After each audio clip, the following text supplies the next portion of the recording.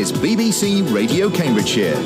Yeah, we're doing a bit of that today, and I've already been given a cuddly toy and some glasses, and all will be explained in a moment or two here on Wellbeing Wednesday. I hope you can hear me loud and clear.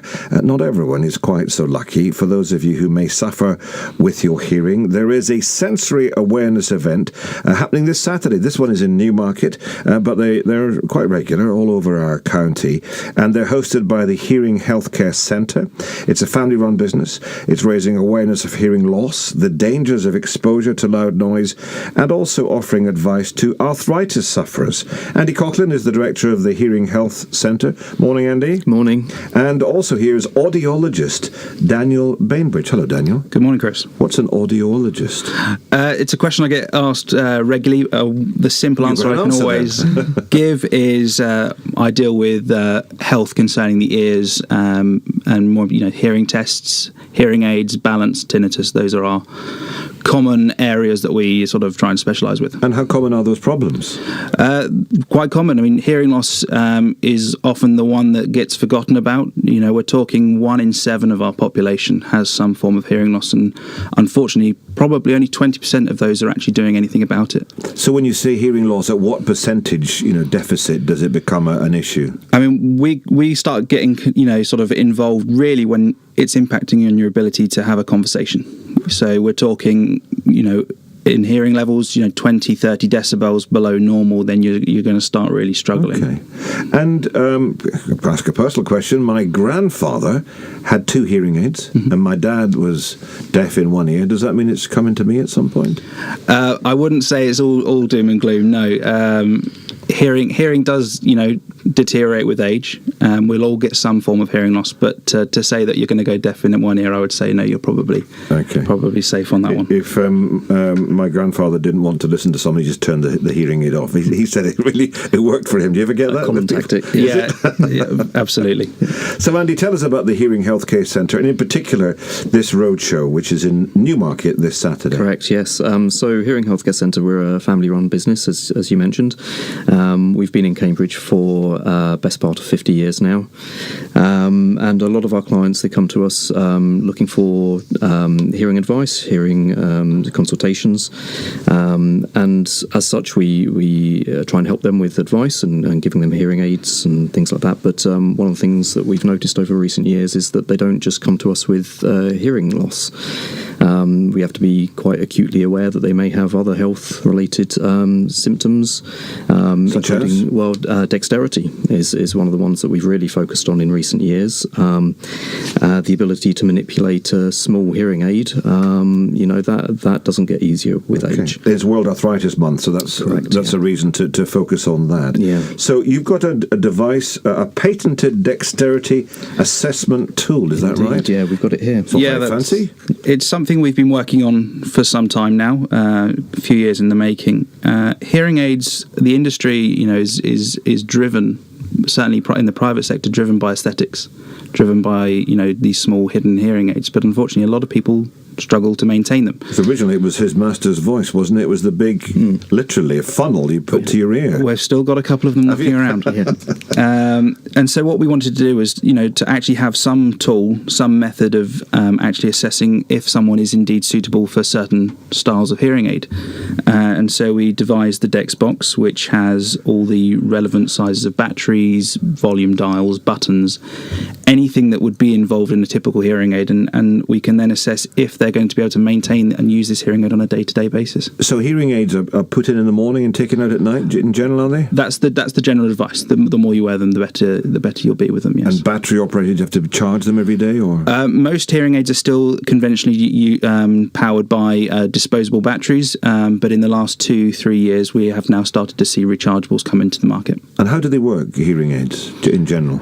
So you've got 3 main components. You've got your microphone, you've got your processor processing computer and you've got your speaker. Simple as that. Simple as Boosting that. the audio is like turning the volume up on the telly. Yeah, so I mean, think about it like a loudness equalizer. You're matching the loss of hearing, and then you're boosting back the areas of deficit to give the areas that are loss. There's lots of campaigns nationally about your eyesight and going to get checkups and so on. Are there similar campaigns for hearing? Not as many as we'd like. Certainly, the national campaigns certainly seem to be more prevalent with the eyes, and some of the high Specsavers have been ones that are driving that. But it's our approach. We try and be a bit more holistic with our approach to hearing health and the provision. It's we try and consider all aspects. And very often you hear about people have hurt themselves. Perhaps it's swimming, diving, those kind of things. Stuff that happens to the ear just from everyday work and obviously other noises. What do you get in that sense? What sort of things happen? Yeah. Well, I think the most common one will be noise-induced hearing loss. So loud exposure to noise damaging the sensory hair cells of the inner ear. Like Pete Townsend playing with The Who for 20 years. That'll do it. 8,000 watts at Wembley Stadium or something. Yeah, I mean, we always say 85 decibels is your safe limit. 8 hours of 85 decibels, really, and it's nothing.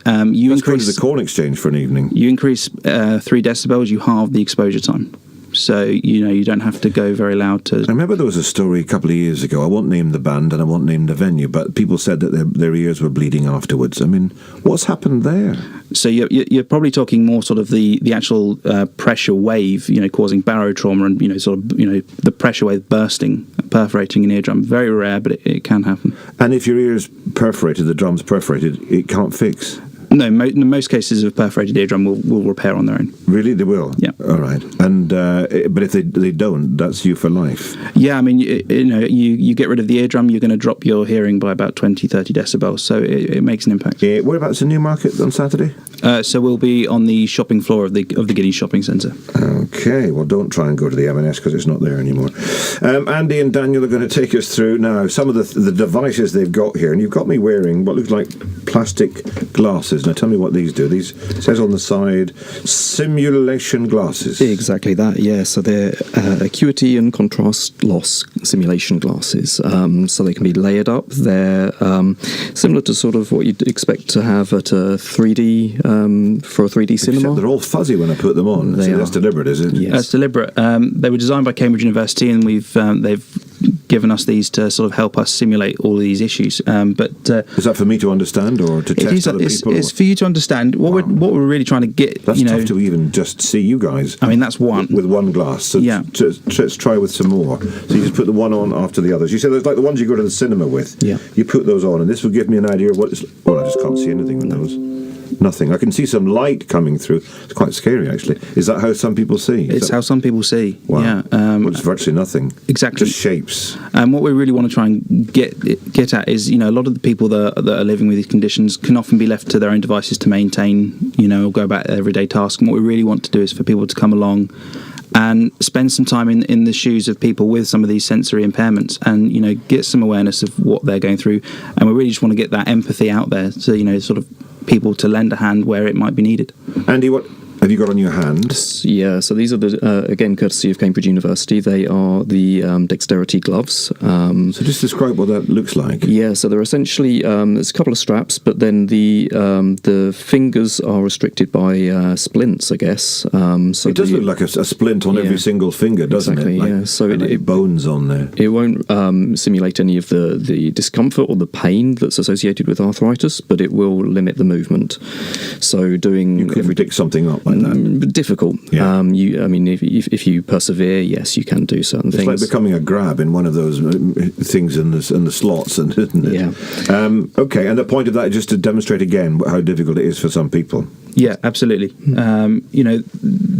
Every take things for granted, and some everyday activities are a challenge. We often see things marketed, things that help open jars, things that help open bottles, but sometimes it's those really small things like buttons and zips that can also be very difficult. Now, I was persuaded to pose for a picture which is there on the Twitter at ChrisMannBBC with this lovely multicoloured animal. It's orange and yellow and blue and red and green with sticky up yellow ears. And what is it?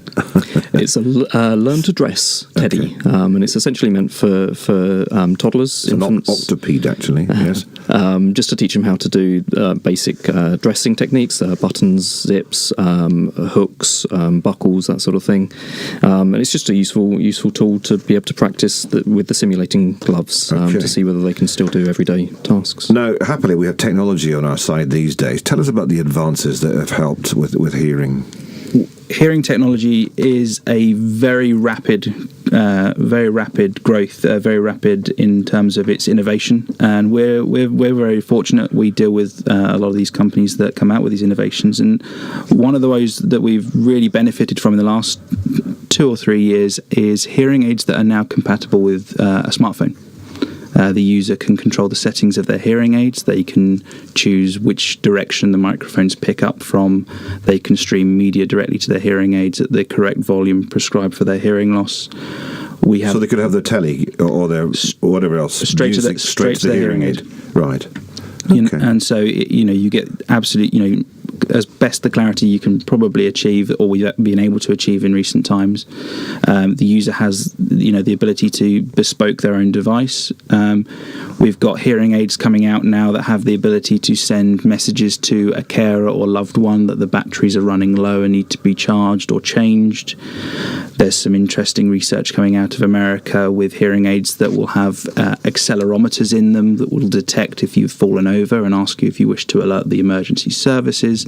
Because it knows that you're lying still on the ground or something? Well, it knows that you've fallen over. It's detected the change in your positioning. Wow. As well as hearing aids that are going to be coming out hopefully soon that will do live translations as well. So if you're if you're fans of Hitchhiker's Guide to the Galaxy, it's not so far-fetched anymore. We can... Because that was the barbelfish, I think. Yeah, barbelfish, which translated in your ear. That's right. Gosh, isn't that amazing? Yeah. So we're very much enjoying the benefits of innovation at the moment, and some of the devices out there are really, really very clever. What's the score in terms of the health service with ear tests and all this stuff? Can you get free ear tests on? Do you have to be a certain age, or is it? No, I mean the current provision is still there. You can get hearing tests, and we'd recommend that anyone that's certainly concerned has a hearing test. You've got a few options. You go to your GP. They can send you to NHS, Specsavers, or if you want to do anything off your own back, you can come to a place like us, which is free hearing tests for anyone of any age. Okay. Andy Coughlin, Daniel Bainbridge, thank you so much. From the Hearing Healthcare Centre, which is in Newmarket, Cambridge and Saffron Walden. And this Saturday, what time? We'll be there from 10 o'clock, and we'll be there Centre till 1-2 o'clock. Okay, thank you, boys. Thank you.